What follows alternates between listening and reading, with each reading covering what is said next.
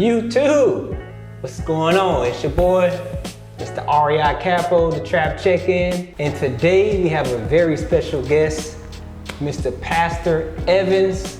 I have the honor and privilege to get him on camera and interview him. He's been real estate investing since 1955. How you doing today, sir? I'm fine as I can be, as for a young man. I hear that.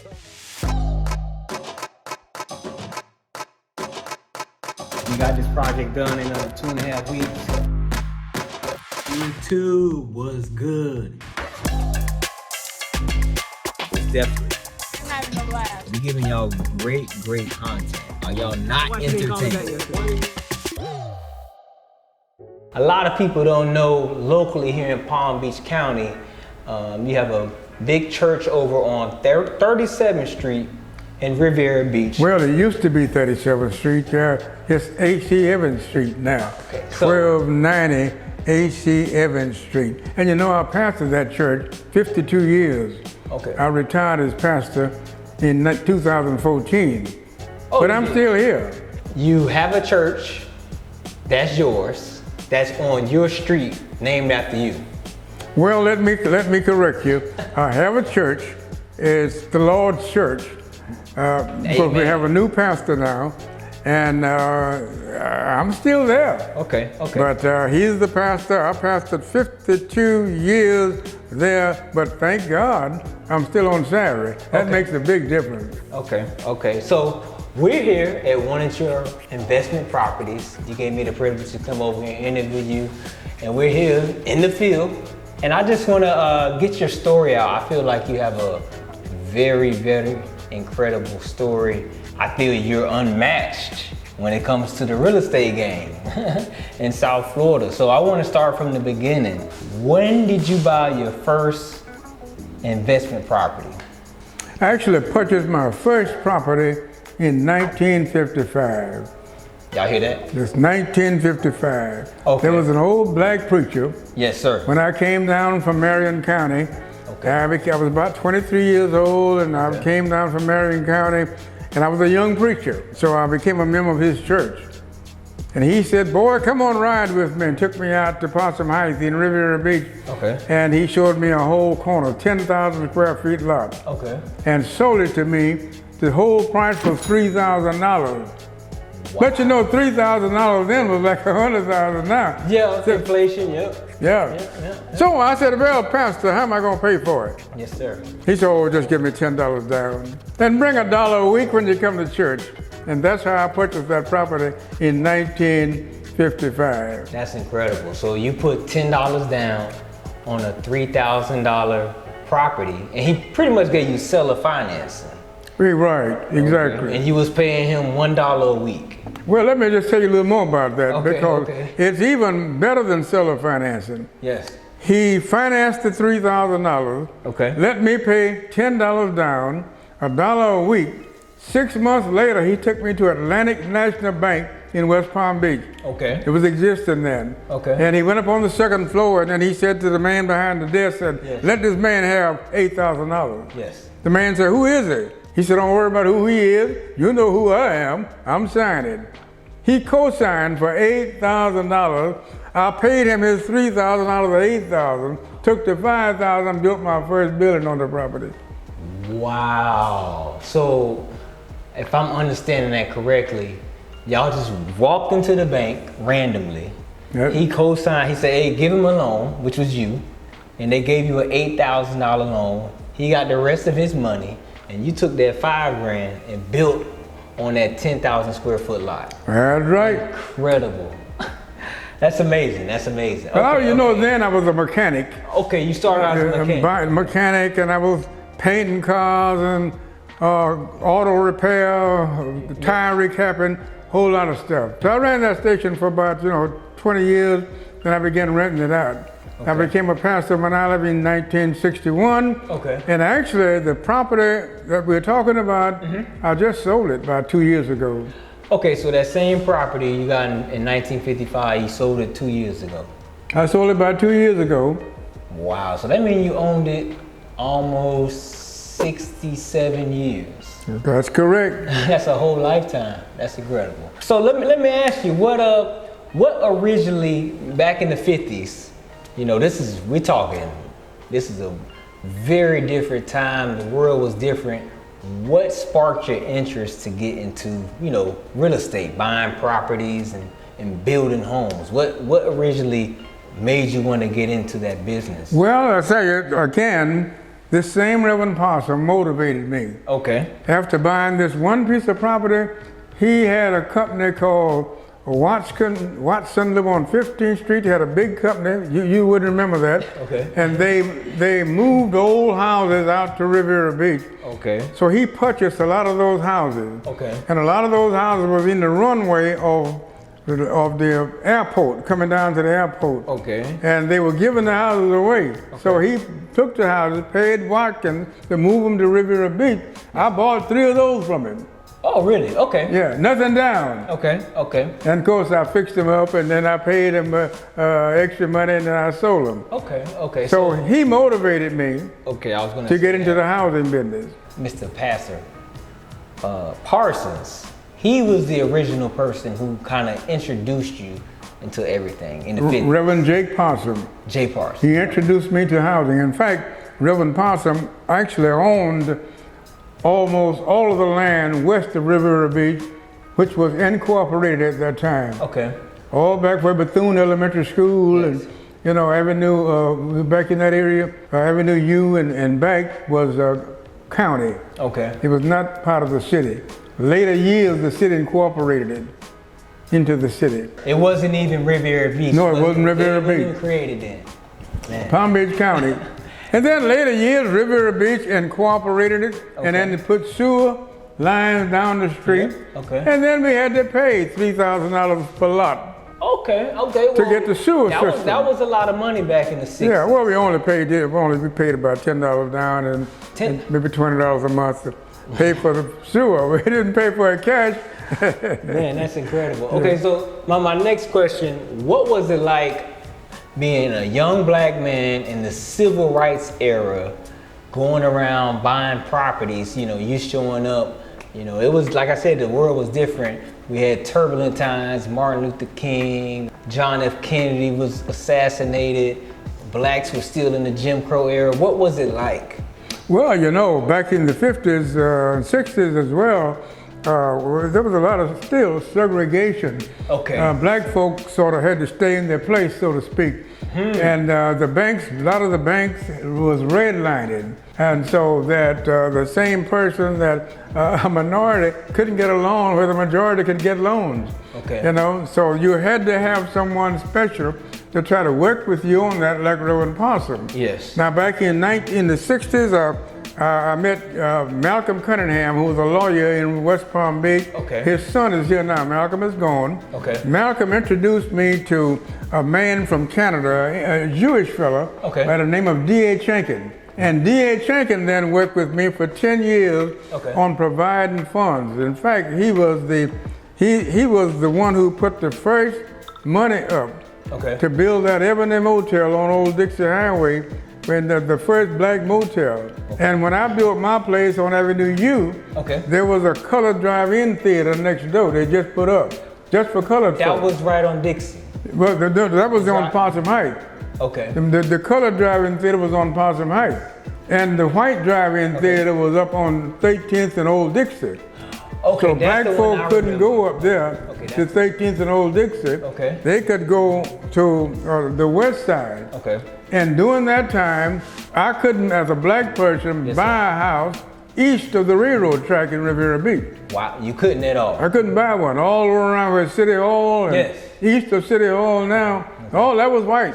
So basically near the yeah, we couldn't live. Near the beach. We wasn't allowed over there. Okay. You could go over there and cut the grass and do some other things like that. Okay. But you couldn't own property over there. So basically you would say, hey, bank, you know, can I get a loan? And it's just, no. Yeah. Okay. But it's been a long journey, and here we are. Yeah. You can buy property anywhere, you know. Today I own property all over Palm Beach County. Well, I think that's incredible, especially being young at your age at that time, that you didn't let that detour you. a lot of people would have just gave up, quit. Like you said, black people had to stay in their place, but you kept going. So during the 50s and 60s, what was your primary trade? Was it buying properties or was it doing new construction? Well, no, my primary thing was, of course, naturally in the 50s and up to 61, I was working on cars and stuff like that. Okay. But I bought my first property, so then I began pastoring Mount Olive Baptist Church in 1961, Okay. which was my primary acquisition. Okay. You know, in fact, at Mount Olive Baptist Church, we set up a daycare center that we operated there. We had a transportation program for the elderly, and then I began working under the Palm Beach County Housing and Development Program, where we got funding to put on new roofs and transportation for people. And there was a program that came out called the CEDAR program. CEDAR? And it was handled through Palm Beach County. Okay. We used those funds to set up a daycare center for the whole city. You were the head of that? I was the head of it. The city of Riviera Beach, under the administration of Mayor Bobby Brooks, set up a center for me over in West Palm, over in the Riviera Beach to run, paid for by the county money, but it was in Riviera Beach. So my whole heart and soul was set on pastoring my church, working for people in the community, feeding the hungry, putting on new roofs for houses. And then in 1971, I became FHA approved. Now what does that mean? There was a company called Kendall Construction Company. Okay. And Mr. Kendall is going on now, but his sons are still here. I was working with that company as a home builder. Okay. Subcontracting. Okay. And I happened to go to Miami to FHA, to the Carl Gable FHA office to take a package for him. You went to the office, the main office. To take a package for Mr. Kendall. In Miami. For the main. In 71. I took a package down there. And then the director happened to ask me, he said, Reverend, you not a contractor? I said, no. He said, I'm working for Mr. Kendall. Yes. He said, come in my office. I went in the office, he said, I want you to become a contractor. I want to make history. Really? He said, take this packet, go back home, and you go over it and fill it the best you can and come back next week. Okay. I drove back down to Carl Gable in Miami that next week. Whatever he did, he approved me as an FHA builder. Okay. And then he said to me, he said, now once you are approved as an FHA builder, all you have to do is I'll give you the address, send this letter to St. Petersburg, to the main office for VA, and they will approve you automatically. I did. So under VA, I built several VA houses with zero down. Zero down. Okay. All the other houses I built was $100 down for the 235 program. And of course, there are many people I built to the group, you know, today, like Dan Calloway and Floyd Davis Jr. and Earl McBride and all those folk who are still living. Okay. And they're still living in their houses. Dan sold his, but he lives in another place. And Dan is one of my good members. Okay. In fact, when I went to Mount Olive Baptist Church in 1961, Dan Calloway and the Calloway family were members of Mount Olive, and they were my supporters. So I built Dan House. I got it financed through a Community Federal Savings and Loans Association, and then we moved on from there.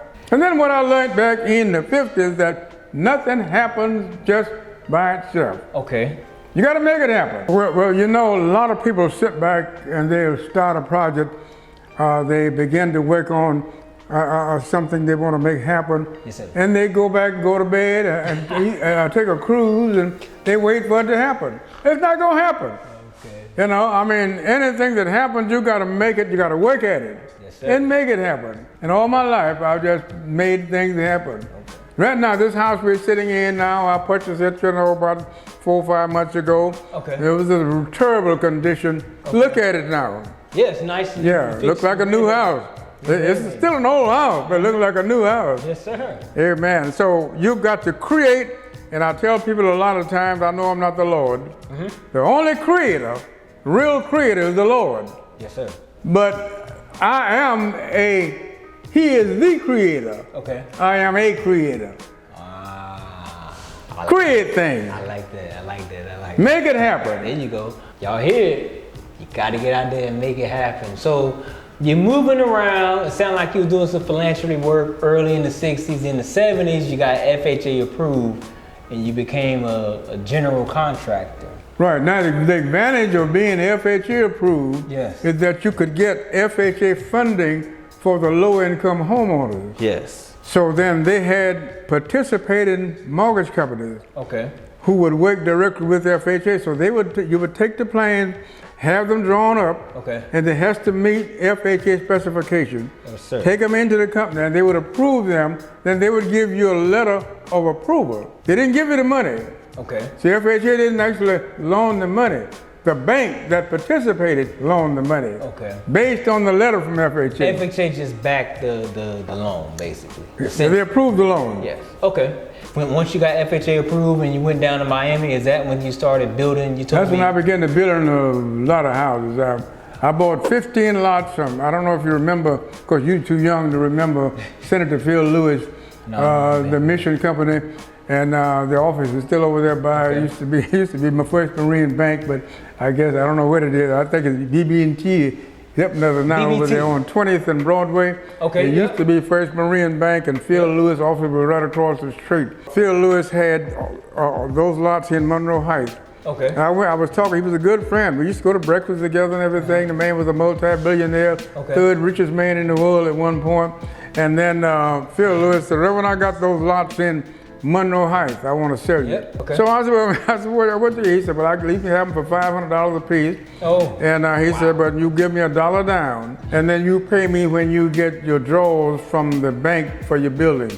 So I gave him the $1 down. I bought 15 lots in Monroe Heights, and you could not hardly ride a street in Monroe Heights without riding down a street where I built a house on. So it sounds like back in those days, there was really no paperwork. There's more handshake deals, so I give you my word. Because you told me that on the other guy, he said, bring me the money when you get it. Well, we didn't know much about the paperwork stuff. Okay. Because when I met Reverend Possum, he owned all the land. I don't know how he got it. And he the one, I write my checks now, just like he wrote his back in 1955. Because he couldn't write very well. Okay. And I copied off of him. And so when I bought the property, he said, give me $10 down. Yes, sir. I gave him the $10 down, and he didn't even give me a piece of paper. He shook my hand. It was a handshake. And that was it. No, nothing there. So I went to church the next Sunday, I gave him the $1, and then that way he took a piece of paper bag and wrote down on the paper bag, received $1.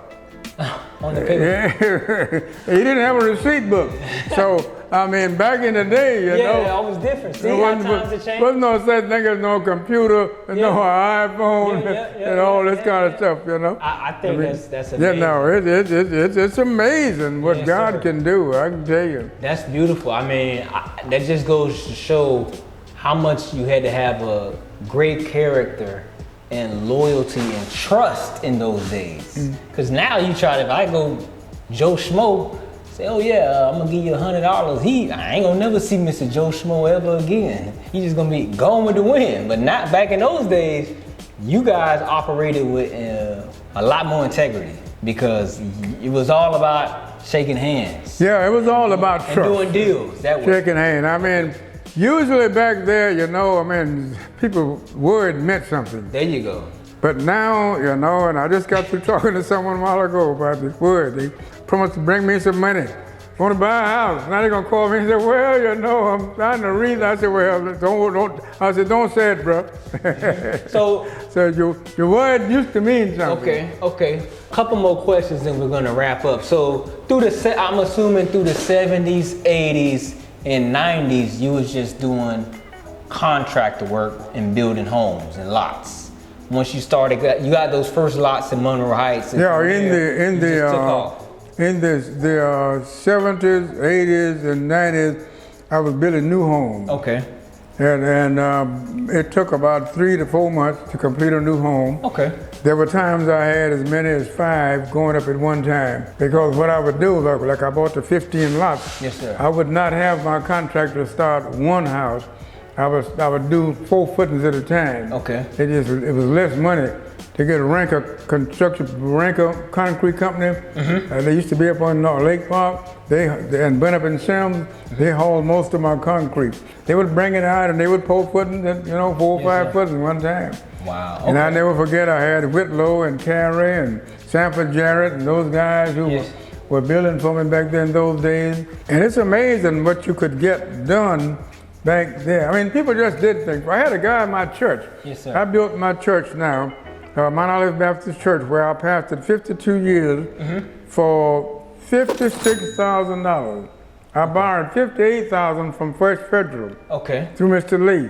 Okay. Connection by Reverend Parson. That was 100% financing. And he loaned me $58,000. Okay. After building the church, we put $2,000 in the bank. That was what? Just now savings? this is the Mount Olive Baptist Church, now located at 1290 AC Evans Street. Tell them Now we bought all the land while I was pastoring around the church. We have about 8 properties bringing in income, so we don't just wait on the money from the membership. So you have 8 rentals or 8 other churches that you collect? Yeah, well, when I was pastoring, okay, I led the church into buying these properties. Okay. To bring in more income for the membership, for the church. Oh, wow, wow. Yeah. Wow. That's amazing. And that's why, I really emphasize the fact that churches need to get into a little more than just shouting. I mean, because people have to eat, they have to pay rent. And you got membership who need help from time to time. And Absolutely. That's why I kept those programs going to help those senior citizens, transportation, take them to the doctor office, food, recreation, wherever they needed to go. Okay. And we had that transportation through Mount Olive because we had government programs to pay for it. That's amazing, Mr. Evans. That church is on your street. When did that street get named after you? What year was that? 2014. Okay, that was what, 9 years ago. 2014. Reverend Masters was the mayor at the time. Okay. Yeah, but one of the city council persons named Judith Davis, okay. My daughter contacted her and led her into talking to the council, and she was on the council, and they agreed to name 37th Street A.C. Evans Street. And that's what it is now. That's amazing. Okay. In other words, you see, we got A.C. Evans connecting with Barack Obama, and going back west, connecting with R.J. Henley. Okay. And then moving back over there to 8th Street, connected with Martin Luther King. Yes, sir. So we got the Martin Luther King, we got the A.C. Evans, we got the Barack Obama, all connected. Man, that's incredible. So let me ask you, so it's safe to say you've been owning properties almost 70 years. How many deals you think you have done through your whole career? Well, it is amazing, but I would say over 4,000 or 5,000. Yeah, it's hold on. Because 4,000 to 5,000 deals. And if I was making the kind of money off people that the average investor would be making, it'd be a different picture now. But my whole idea was to help people. Okay. The houses that I built under FHA, the lowest house that I sold, and I forget, I built about 10 houses down on 10th Street by the Kingdom Hall there on Avenue U, just off of Martin Luther King. And I built about 8 on 9th Street. Okay. Those houses sold from $18,000 to $24,000. Those big 3-bedroom houses and 4-bedroom houses. Yeah. That's and then I had the bigger ones, they sold for 27. Okay. The biggest one like I sold, like I mentioned, Dan, 27,000. All those houses like that would cost $500,000 right now. Wow. So you've done thousands of deals. You've helped many people in their lives. You've been pastoring. You're retired. Mr. Parsons put you in the game. What is your business like? Are you just renovating, or are you just doing landlord? Well, today I'm just buying, investing, and providing places for people to buy and rent. Okay. I'm creating the financing form as well in some cases. Okay, so you do some seller financing for people. Right. I help them get the financing. Okay. I don't actually finance it myself, but I have the contact with the mortgage companies and individuals who can help me get their financing created. What do you prefer? To do a flip? Do you prefer flipping the house or being a landlord? Well, it's much easier to flip them. It's much easier if you can buy them and make a few $1,000s off of it and keep on moving. Yeah. But what happens is that Unfortunately, you can't always flip them because you got people who can't buy them, and the only person who can come in and pay cash would be the investors, and they want them for less than what you bought them for. Yes. So in order to really make your money back, sometimes you have to rent them a year lease. Okay. And then have the understanding that the investor will honor that lease. Yep. Whoever buys it, I'm selling properties right now, and they have to honor the lease. Yeah. That's tough because you got to inherit the tenants. And that's very important to understand. Yeah. Well, I have a few rental properties, and I don't have as much experience as you. You know, this is my 4th year as a real estate investor, and I'm kind of on your side. I like doing the flips myself too. Well, you actually, maybe not as long as I have an experience, but you're out there. I've been watching you on Facebook. You're making some money. Thank you. I'm trying to do this. And this is what you have to do is to make it happen. Yes. You just can't sit back and relax and wait for something to happen. You know, you got to get out there and make it happen. Yep. That's why you're over here today interviewing me. So honestly, I've been trying to make this interview happen for 1 year almost, and we had contact maybe a month or 2 ago. Right. We busy, and then you text me out the blue.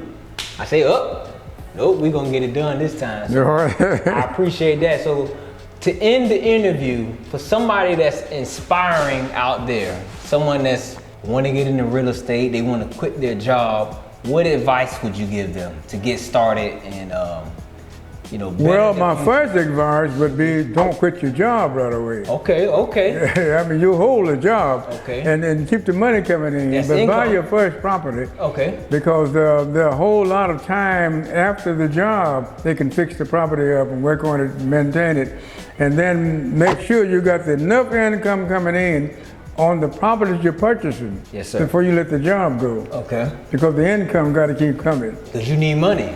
Yeah, and the other thing I like to advise people, that is, if you're buying property from someone, don't be anxious. Okay. Even though you may have the money to buy it and you're ready to go right now, and you make them an offer and they don't accept your offer, Okay. back away and go home and go to sleep and let them sleep overnight. Okay. And then the next day, they may have a different answer for you. Okay. But see, you gotta let them think about it, so that's so important. So you're saying keep your job and get started with your first property, and from there build. Well, that's exactly right. Okay. In fact, when I began pastoring Mount Olive, Yes, I sir. kept my job. Really? And real estate's the only business that you've ever been involved with. Just real estate. You didn't indulge in any other businesses. Real estate other than my auto repair and home, Okay. selling cars, and of course my church business.